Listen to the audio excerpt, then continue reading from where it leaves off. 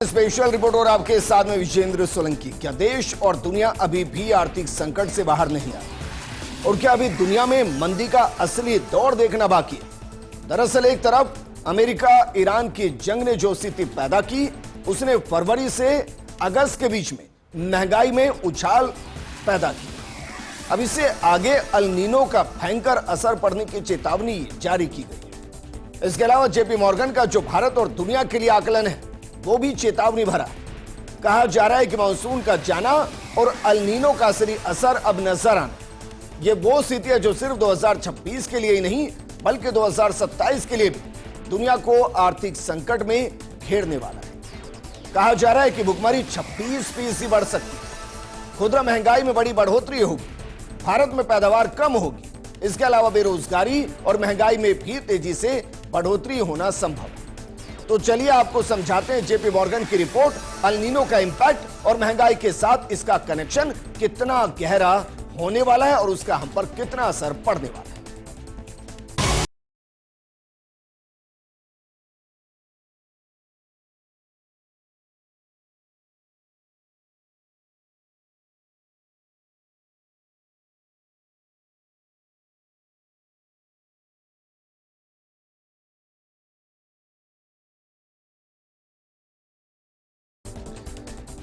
सबसे पहले जरा देखिए जेपी मॉर्गन की चेतावनी क्या है और उसमें कैसे दुनिया को अलर्ट पर रखा गया और खासकर भारत के लिए उस चेतावनी में क्या कुछ है। एक नजर इस पर डालते हैं और इसी के साथ प्रोग्राम को शुरू करते हैं। जरा देखिए जो जेपी मॉर्गन की चेतावनी है उसमें क्या कहा गया है।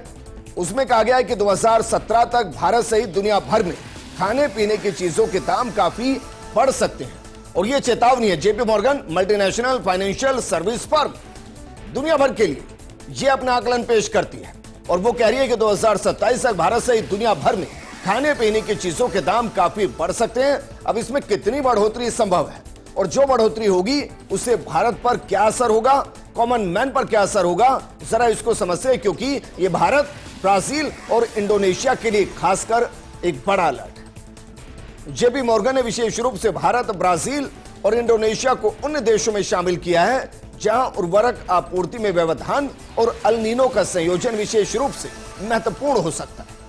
भारत पहले ही उस स्ट्रेटेजिक चुनौती का सामना कर चुका है जो वैश्विक फसल आपूर्ति में कमी आने पर उत्पन्न हो सकती है।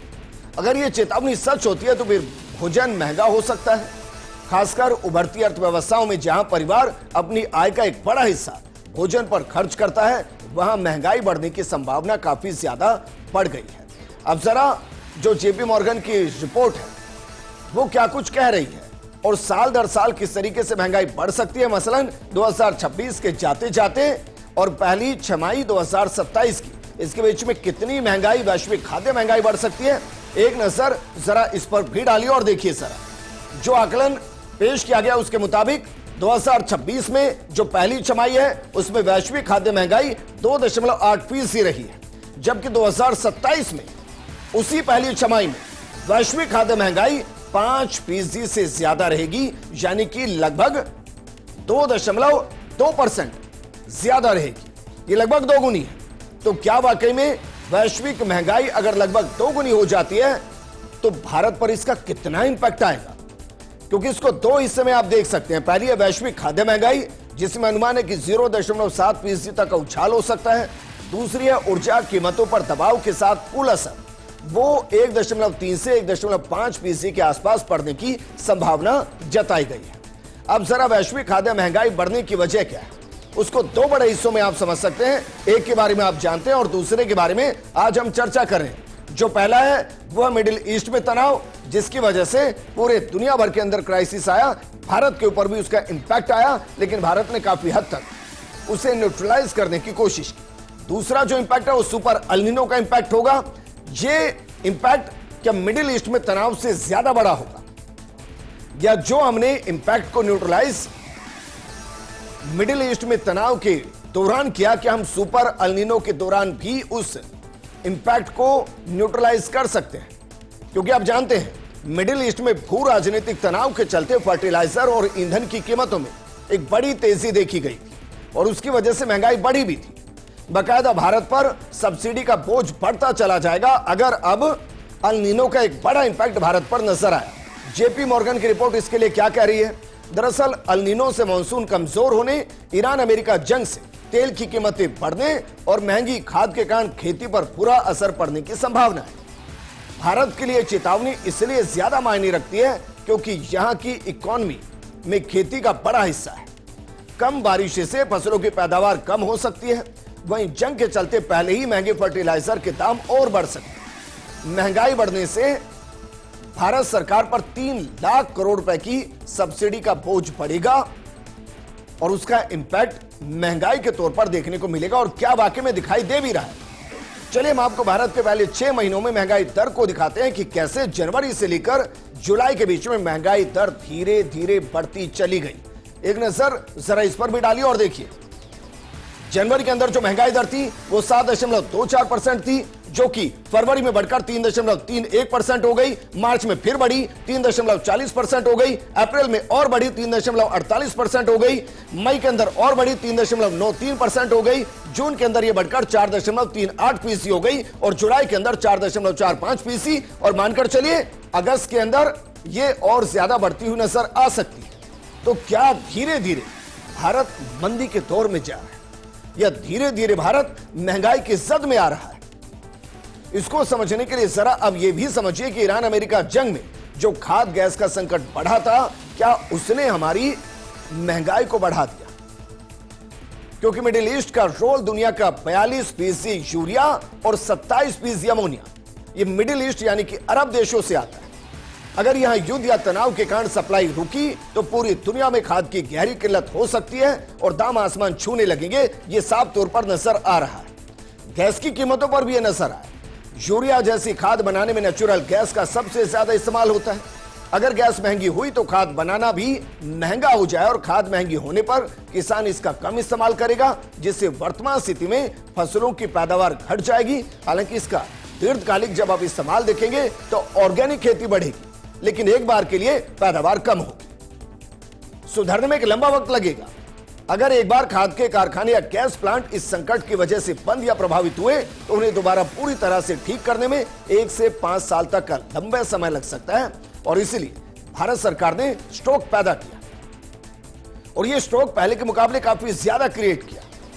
इवन 2025-26 के मुकाबले 26-27 में जो हम उर्वरक खरीद रहे हैं उसकी कैपेसिटी को बढ़ाया गया। देश में भी उर्वरक को बनाने के प्रोसेस को तेज किया गया। उसके बावजूद अल नीनो का इंपैक्ट कितना रहेगा और कितना भारत न्यूट्रलाइज कर पाएगा, उसको समझने के लिए आपको ग्लोबल फूड क्राइसिस चार्ट को समझना पड़ेगा। तो जरा देखिए, एक नजर इस पर भी डालते हैं और ये चार्ट किस तरफ इंडिकेट कर रहा है। क्योंकि दुनिया सबसे पहले युद्ध में फंसी, युद्ध में फंसने के बाद एनर्जी संकट में फंसी, एनर्जी संकट में फंसने के बाद दुनिया भर के अंदर फर्टिलाइजर की शॉर्टेज पैदा हुई और इसकी वजह से एग्रीकल्चर कॉस्ट में इजाफा आया। उर्वरक का कम इस्तेमाल होने की वजह से टेम्पररी कम पैदावार हुई और कम पैदावार की वजह से खाद्य पदार्थों की कीमतों में वृद्धि और इससे महंगाई बढ़ती चली जाएगी। ये दरअसल ग्लोबल फूड क्राइसिस का वो चार्ट है जो सिर्फ भारत में नहीं, पूरी दुनिया के अंदर बिल्कुल इसी तरीके से काम कर रहा है और इसकी वजह से महंगाई सिर्फ भारत में नहीं, दुनिया भर के अंदर बढ़ गई है। हमारे यहां अभी भी खुदरा महंगाई दर 4.98% के आसपास है, जबकि हमारे पड़ोसी राज्यों के अंदर उसमें अगर एक चाइना को छोड़ दिया जाए तो चाहे वो बांग्लादेश हो, पाकिस्तान हो, श्रीलंका हो, अफगानिस्तान हो, यहां सब के अंदर भारत से कहीं ज्यादा महंगाई है। लेकिन क्या यह महंगाई और बढ़ेगी और क्या अल नीनो से अब महंगाई का कोहराम नजर आएगा? क्योंकि जेपी मॉर्गन ने ग्लोबल फूड क्राइसिस का अलर्ट देते हुए एक और डराने वाली बात कही। रिपोर्ट की माने तो यह चेतावनी दुनिया में अचानक भोजन की कमी होने के बारे में नहीं है, बल्कि ये एक और बड़ी समस्या की तरफ इशारा करती है। किसानों को बढ़ती लागत और प्रमुख खाद्य पदार्थों की कम आपूर्ति का सामना करना पड़ सकता है, ठीक उसी समय जब मौसम में बदलाव उत्पादन को खतरे में डाल रहा है। अल नीनो की वजह से और संकट पैदा हो सकता है। इसलिए अगर आपको लग रहा है कि आपके इलाके के अंदर बारिश बहुत बेहतरीन हुई है और अल नीनो इंपैक्ट नहीं है, तो हम आपको देश का मानसून मीटर ही दिखा देते हैं। जरा देखिए देश का वर्तमान स्थिति में मानसून मीटर क्या कह रहा है। यह मीटर 16 अगस्त तक का है।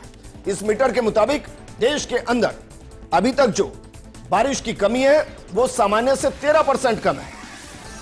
पूर्वी और उत्तर पूर्वी भारत के अंदर 27% कम बारिश है अल-नीनो का असर, और ये आंकड़ा और भी बढ़ सकता है क्योंकि मानसून को लेकर अब मौसम विभाग बहुत ज्यादा आश्वस्त नहीं कि सामान्य से कितनी ज्यादा बारिश होगी या सामान्य से कितनी कम रह सकती है। लेकिन वर्तमान जो 16 अगस्त का आंकड़ा है उसके मुताबिक सामान्य से 13% बारिश हुई है और पूर्वी और उत्तर पूर्वी भारत में 27% तक कम बारिश है। इसका इंपैक्ट है, एक बड़ा इंपैक्ट है, क्योंकि अब कहा जा रहा है कि अल-नीनो की वजह से इससे आंकड़ा और बढ़ जाएगा। और मानकर चलिए अगर बारिश कम होगी तो पैदावार कम होगी, पैदावार कम होगी तो महंगाई बढ़ेगी, यानी कि सुपर अल-नीनो से महंगाई तक का गणित बिल्कुल सिंपल है। लेकिन सरकार इसको किस तरीके से न्यूट्रलाइज कर सकती है, सवाल सिर्फ इसको लेकर है। लेकिन जरा देखिए जो ये गणित है वो गणित क्या कुछ कह रहा है, इस पर भी एक नजर डालते हैं। देखिए जरा, सुपर अल-नीनो से महंगाई तक का गणित, जो संभावना है वो संभावना ये जताई जा रही है कि सुपर अल-नीनो होगा। अब सुपर अल-नीनो की वजह से जो बारिश होगी वो 81% होगी, यानी कि लगभग 19-20% के आसपास कम होगी, और सुपर अल-नीनो बनने की संभावना भी 81% होगी।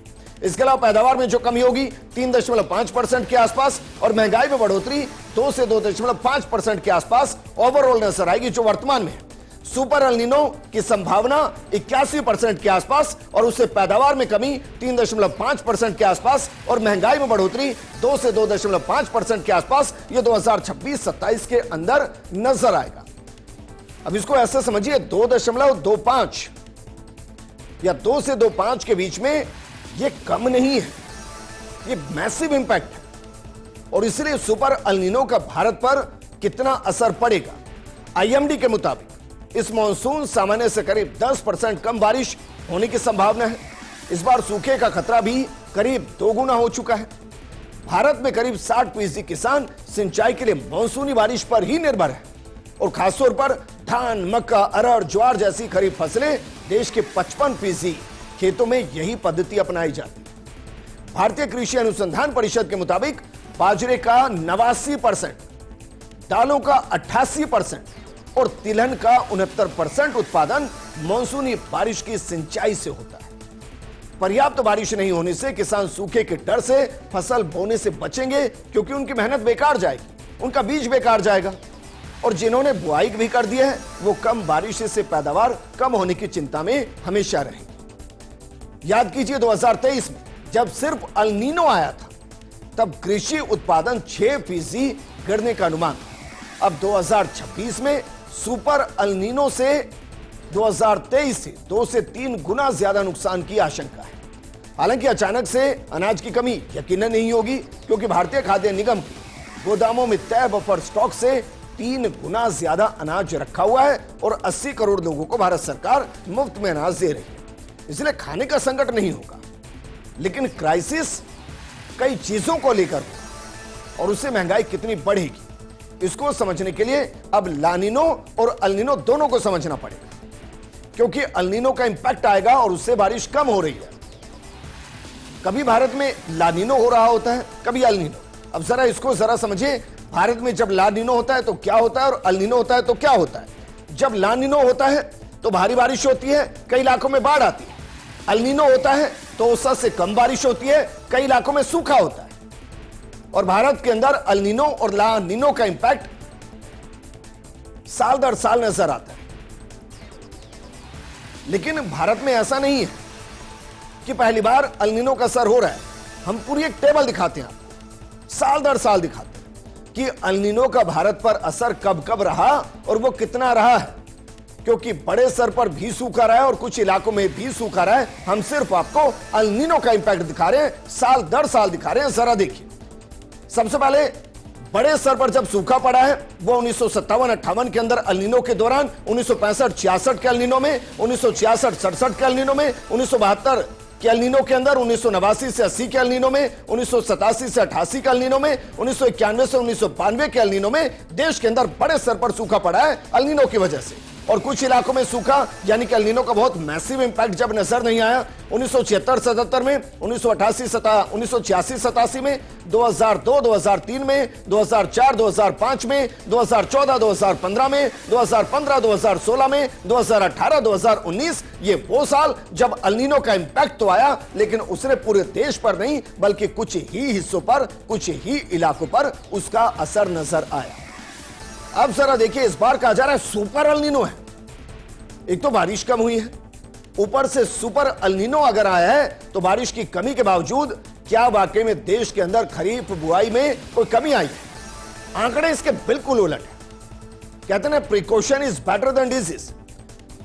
एल नीनो के इंपैक्ट की इंफॉर्मेशन जनवरी फरवरी से फ्लो हो रही है।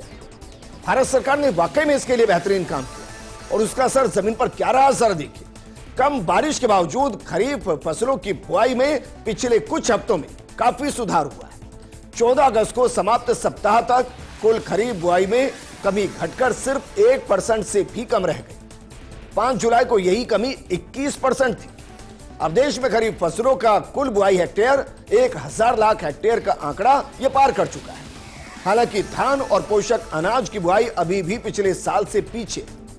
धान का रकबा सामान्य अवधि की तुलना में 3.7% कम है, जबकि पोषक अनाज की बुआई में 2.4% की कमी दर्ज की गई है। और इसी तरह खरीफ बुआई का कुल अंतर काफी कम हुआ है, लेकिन बारिश की क्षेत्रीय कमी अब भी बड़ी चुनौती बनी हुई है। खासकर पूर्वी और उत्तर पूर्वी और कुछ उत्तर पश्चिमी इलाकों में सितंबर तक कमजोर मानसून रहने पर फसलों की स्थिति पर असर पड़ने की संभावना जताई जा रही है। लेकिन ये सिर्फ ऐसा नहीं है भारत के लिए। एल नीनो वैश्विक आर्थिक संकट लेकर आएगा। भारत इसमें कितना पहले से तैयारी कर सकता है? क्योंकि कहा जाता है कि जब सुपर एल नीनो आ रहा होता है उसमें जो असर होना होता है, उस असर में जो $3 से $7 का नुकसान होता है उसकी भरपाई हम पहले ही प्लानिंग के जरिए सिर्फ $1 में कर सकते हैं और भारत सरकार ने यही किया है। अब जरा देखिए वैश्विक आर्थिक संकट किस तरीके से हो सकता है और उसका कितना इंपैक्ट नजर आ सकता है। एक मोटा मोटा आंकड़ा हम आपको दे रहे हैं, जरा इसको गौर से समझिए और देखिए। 1982-83 के अंदर जब एल नीनो आया था उस दौरान करीब $4.1 ट्रिलियन का वैश्विक नुकसान हुआ था। 1997-98 के अंदर जब एल नीनो आया उस दौरान करीब $5.7 ट्रिलियन का वैश्विक नुकसान हुआ। 2026-27 में एल नीनो से कितना नुकसान होगा यह दो चीजों पर निर्भर करेगा। पहला यह कि उसका असर दुनिया के कितने बड़े हिस्से पर होगा और दूसरा यह उससे निपटने के लिए दुनिया ने पहले से ही कितनी तैयारी की होगी। लेकिन मानकर चलिए जिस तरीके के आंकड़े हैं हो सकता है $10 ट्रिलियन से ज्यादा का नुकसान आपको नजर आए। अब इस सब के बीच में सवाल सिर्फ यह है कि अगर महंगाई बढ़ती है तो क्या भारत सरकार ने उसके लिए पहले से तैयारी की है? जो खरीफ फसलों का रकबा है वो बता रहा है कि हां हमने उसके लिए तैयारी की है और हमारी ऐसा नहीं बुआई बेहद कम हुई है, लेकिन फिर भी बारिश का कम होना और एल नीनो की वजह से इस साल के अंत में और अगले साल की शुरुआत में तापमान का तेजी से बढ़ना, इसका इंपैक्ट आएगा। और अगर वैश्विक आर्थिक तौर पर देखा जाएगा तो यह संकट ज्यादा गहराएगा। अब इसके दो इंपैक्ट होंगे, एक तो महंगाई बढ़ सकती है, दूसरा मंदी के आसार हो सकते हैं। लेकिन दुनिया इतनी तेजी से आगे बढ़ रही है कि वो इन संकटों को पहले से समझते हुए इनके नुकसान को, इनके इंपैक्ट को मिनिमाइज करने की तैयारी पहले ही कर चुके हैं और यही उम्मीद हम भारत सरकार से भी कर रहे हैं। इस प्रोग्राम में फिलहाल इतना ही। आप बने रहिए फर्स्ट इंडिया न्यूज के साथ, क्योंकि खबरों का सिलसिला लगातार जारी है। नमस्कार।